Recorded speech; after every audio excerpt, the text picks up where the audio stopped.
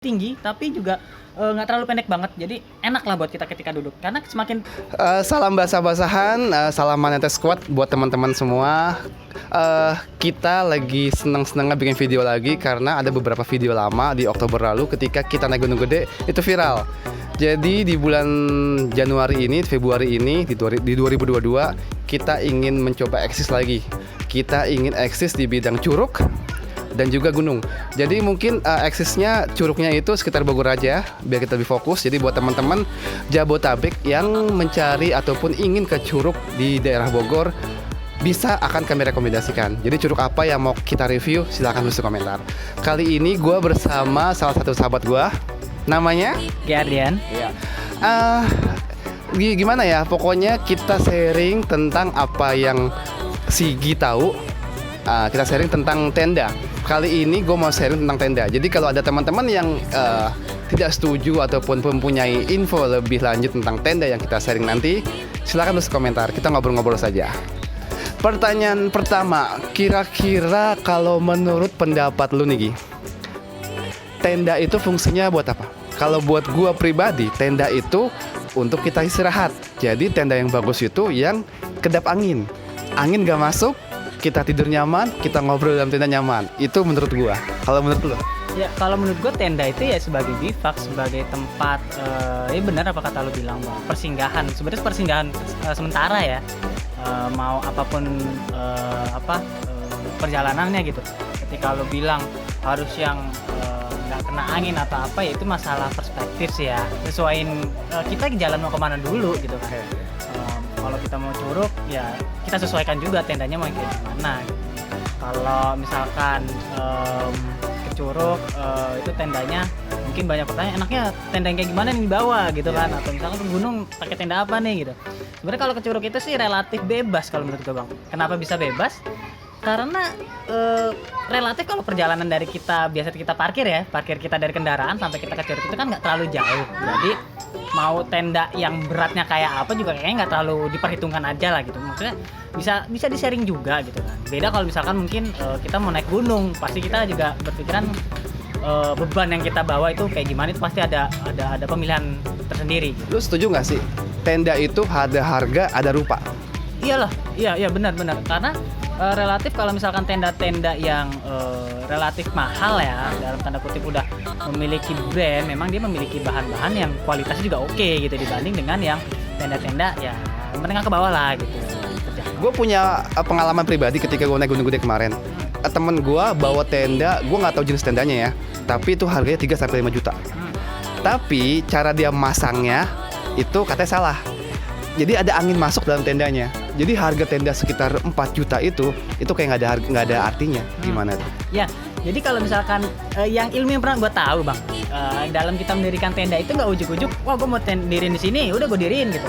Kita juga mesti nentuin di belakang itu apakah bentuknya itu ada punggungan suatu gunung atau misalkan itu ada lembah. Karena itu nanti ketika itu akan kerasa banget ketika di malam hari ya. Ketika di malam hari itu angin dari mana arahnya itu akan mempengaruhi gimana dinginnya tenda pada saat kita nanti beristirahat di malam gitu. Makanya posisi ngadepnya tenda itu juga kalau bisa membelakangi dari arah si angin itu. Jadi sebelum kita mendirikan tenda, itu kita melihat arah angin dulu. Iya, cenderung kalau misalkan yang gue tahu kalau di gunung itu biasanya tuh dari tempat yang lebih tinggi itu pasti angin bakal turun ke bawah gitu. Makanya kita kalau sebisa mungkin yang namanya punggungan itu sebisa mungkin kita madepnya di belakang dari tenda kita gitu. Terus kalau kita ngebahas itu kan nanti lari ke arah bentuk ya, ada yang bentuknya ngedom bulet, ada yang bentuknya manjang, itu juga nanti akan mempengaruhi angin itu masuknya itu seberapa dingin, atau misalkan anginnya itu banyaknya masuk ke tenda juga pengaruh banget itu dari bentuk tenda itu juga gitu. Berarti dari bentuk tenda itu mempengaruhi ya? Iya. Lalu ada rekomendasi nggak bentuk tenda yang memang menurut lu bagus?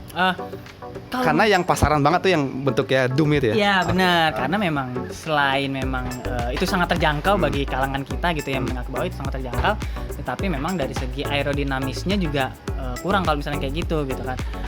Biasanya kalau tenda-tenda yang relatif enak itu ketinggiannya itu kalau misalkan segue itu biasanya sekitar 170 sampai 180 ketika tinggi. Jadi dia nggak terlalu tinggi tapi juga nggak terlalu pendek banget. Jadi enak lah buat kita ketika duduk. Karena semakin pendek tenda itu angin itu akan semakin mudah dilewatin gitu. Jadi tenda kita tuh nggak kayak tembok gitu. Ketika angin datang itu dia nggak kayak tembok buat dia menghantem ya. Jadi malah ngeflow gitu. Jadi angin itu ngeflow, dia nggak bakal membuat pengaruh banget lah ke tendanya. Gitu. Perkembangan tenda dari zaman dulu sampai zaman sekarang berubah-ubah. Yang masih bertahan sampai sekarang mungkin menggunakan terpal. Ya. Yang tenda-tenda sekarang itu udah nggak pakai terpal lagi. Ada pendapat? Ini ada plus minusnya sih. Misalkan masalah bahan ya. Kalau misalkan yang kita kalau zaman dulu kan kenapa pada bawa terpal itu pertama anget, karena dia tebal, anget, terus dia nggak gampang rusak lah. Mau di permukaannya itu kasar kayak apa, dimodalin terpal, kasih matras sudah jadi gitu kalau misalkan bahan terpal. Tapi kalau misalkan tenda yang sekarang itu kan benar-benar memikirkan bagaimana beratnya ya, bobot gitu, bobotnya akan semua. Jadi bobotnya biar nggak berat gimana? Salah satu caranya adalah memangkas dari bawahnya itu biar dengan bahan lain gitu. Ada nilon atau ripstop itu macam-macam gitu karena memang udah robek kan? Banget sebenarnya, makanya ketika tenda-tenda yang dengan spesifikasi seperti itu dia cenderung harus menggunakan footer atau footprint gitu. Jadi biar melindungi bagian bawahnya juga. Karena selain untuk melindungi permukaan bawah dari tenda, footprint itu juga berguna untuk melindungi dinginnya ya, dingin kalau ketika malam hari gitu. Makanya kalau misalkan tenda-tenda terpal karena tebal, dia cenderung lebih hangat gitu. Terus kalau menurut lo tenda yang bagus itu seperti apa? Kalau saat ini Dari bentuknya dulu? kalau bentuknya yang pasti gue lebih senang itu double layer ya. Double layer, kenapa? Karena gue nggak perlu, maksudnya lebih cenderung gue nggak perlu bawa apa namanya tuh, apa bang? Yang biasa yang kita bawa kalau buat atasan, flysheet. Iya, gue nggak perlu bawa flysheet lagi karena dia udah jadi satu integrasi di tenda itu jadi double layer gitu. Jadi antara outer sama inner udah oke gitu. Terus bentuknya kalau bisa nggak terlalu tinggi. Terus kalau bisa yang udah freestanding, kenapa freestanding? Jadi ketika kita mendirikan tenda itu lebih gampang kan. Dia udah join, biasanya itu udah join stick antar masing-masing frame-nya gitu. Jadi lebih enak ketika mendirikan, waktu yang kita butuhkan juga lebih cepat. Jadi ketika ya kita pernah kasus yang di Merbabu atau di mana kita pernah kena badai, kita butuh waktu yang cepat dong untuk mendirikan gitu kan. Jadi ya tenda-tenda yang freestanding saat ini menurut gua jadi pilihan utama gue gitu. Freestanding itu dari dia kita buka sampai berdiri berapa menit? Nyampe semenit. Cepet, jadi kita tinggal masukin istilah frame. Kalau misalnya sekarang, kalau dulu kan kita masukin tuh lubang, kita masukin kan, masuk, nah ribet kan. Kalau walaupun sekarang ada ceklek yang nah salah satu freestanding sekarang itu adalah udah ceklek dan dia antar masing-masing frame-nya itu udah join. Jadi ya otomatis mempercepat untuk pembangunan rangkanya itu sendiri gitu. Harganya? Ya pasti di atas 1,5 bisa capai. Jadi mayoritas sih bisa sampai 1 juta bisa sampai. Dulu tenda itu isinya gede-gede ya. Ada yang isi 4 orang, 6 orang, bahkan gue pernah ngalamin bawa tenda isi 5 orang. Segala macam. Sekarang tenda yang isi 5 orang itu udah nggak laku-laku.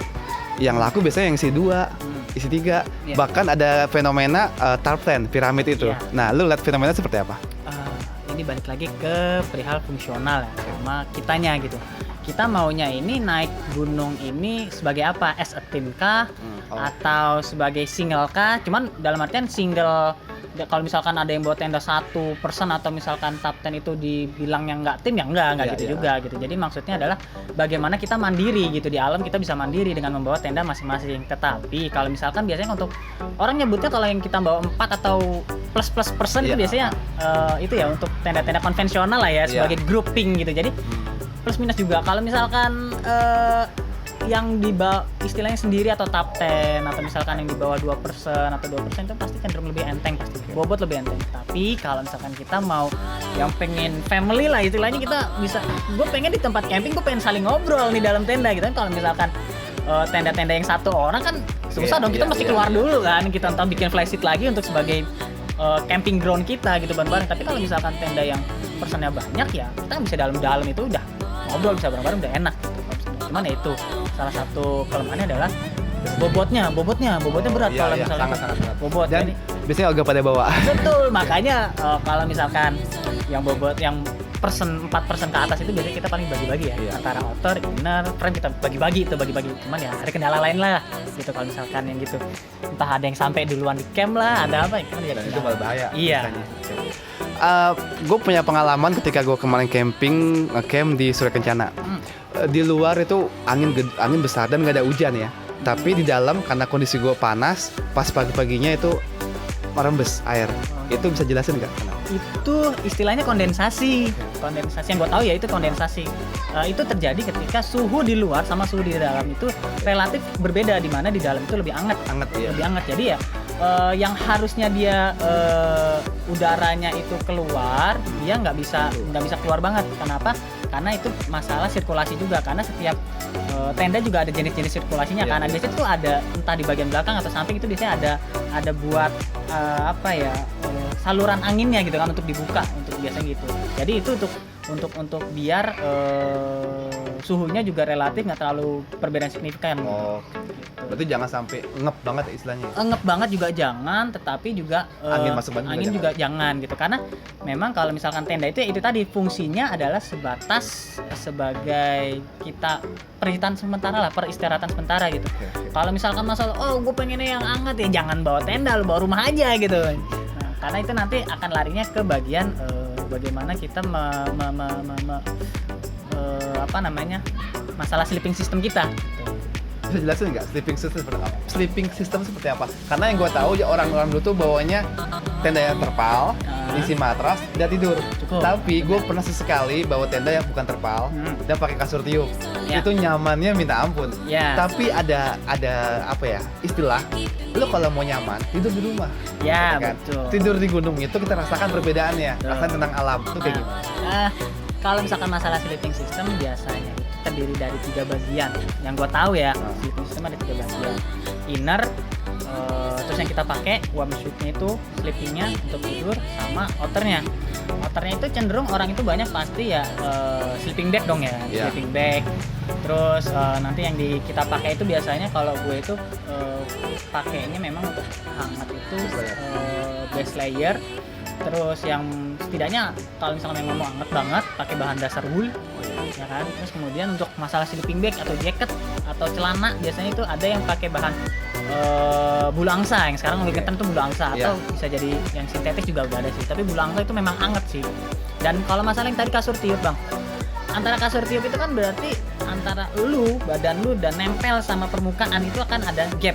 Nah itu yang sebenarnya juga cenderung membuat kita lebih hangat gitu. Itu ada gap gitu antara permukaan sama badan lu gitu. Kalau dibanding dengan matras kan otomatis badan itu sebenarnya antara tanah terus sama bawah tenda sama matras tuh nyatu. Karena nanti setelah jam 3 yang dingin itu ke bawah. Betul, karena akan dingin itu naik dari bawah, dari bawah gitu. Itu yang kerasa banget nanti.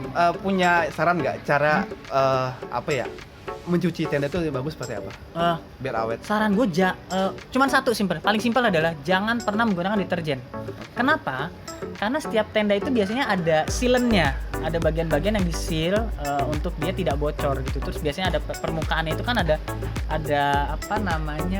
permukaannya itu ada biasanya di coating, ada coatingnya. Kalau kena deterjen itu biasanya rusak, hancur. Jadi biasanya kalau gue itu cuma cukup gue diriin tendanya, kalau freestanding gue diriin, udah dilap-lap pakai kanebo biasa gitu. Air biasa aja.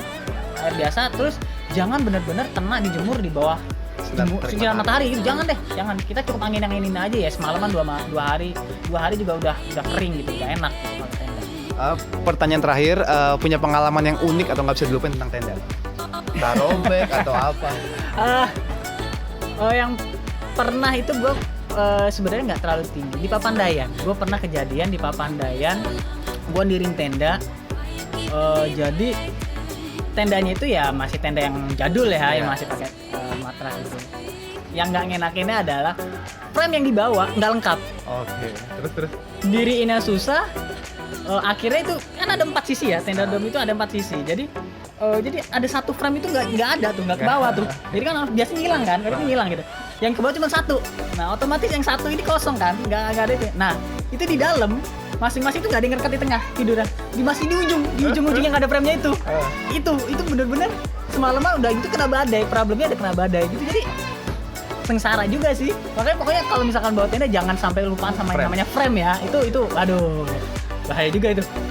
Selagi ya ngomongin frame. Nah, Yang sekarang apa namanya yang lebih enteng? aluminium. ya. Nah. Nah, itu gimana? Ada pendapat? Sama yang dulu yang lebih berat itu ya? Kalau dibilang masalah durability sekarang sih jauh lebih enak aluminium ya karena Dari harga nggak jauh beda kan sebenarnya? sebenarnya kalau dari harga tergantung brand. Kalau masalah itu tergantung brand, tapi kalau misalkan dari durability gue sampai saat ini sih lebih seneng yang aluminium. Karena apa? Karena pun kalau misalkan memang kena pressure banget ketika kena angin atau apa, paling ujung-ujungnya paling bengkok lah ya. Nggak Yang tahu iya kalau misalkan bahan yang lama itu kan fiber ya dia, Ya, ada ya, serat-seratnya, ada itu yang seratnya, bikin patah gitu. Karena dulu gue pas pernah bawa pakai fiber, itu ngakalinnya adalah gue gue pakai cari kayu yang tipis karena patah, cari kayu yang tipis, gue pakai lakban. Iya. Jadi buat ngakalin biar itu tetap bisa dipakai gitu. Aduh itu makanya aluminium lebih enak sih untuk saat ini. Oke, kita ngobrol-ngobrol singkat, sudah selesai. Tapi kalau emang masih banyak yang perlu kita obrolin, kita lanjut di part 2. Salam Manentes, salam basah-basahan. 17 menit.